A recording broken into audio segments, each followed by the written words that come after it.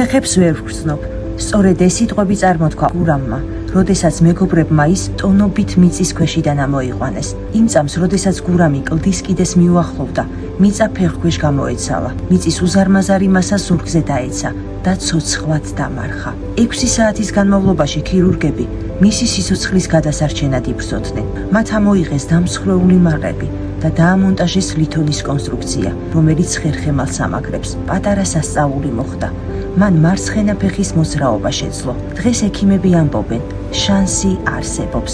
უმძიმესი რეაბილიტაცია, სპეციალური რობოტიზებული ვარჯიშები თურქეთში, რომლებიც ხერხემლის ტრავმის შემდეგ ადამიანებს კვლავ სიარულის სწავლაში ეხმარება, მაგრამ ოჯახს არ აქვს ამ მკურნალობის საფასურის გადახდის შესაძლებლობა. ძალიან მინდა რომ ფეხზე დავდგე და ჩემთვის ეს იქნება თითქოს ხელახლა დაბადება. მინდა მიმართო ხალხს, ვისაც აქვს საშუალება იმისა, რომ რამითაი თუნდაც 50 თეთრი მაინც იყოს, რომ დამეხმაროს, ვიცი რომ კარგი ხალხი არსებობს და ეს ყველაფერი აუცილებლად გამოვა.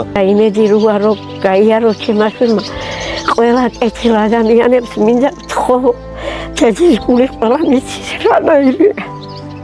მე წინასწარ მადლობა რომ გადავუხად. მაგ იმის იმედი უფლის იმით წამობით რომ ჩემი შვილის ეს გაიმეტები და გაიხებენ მოწალებას.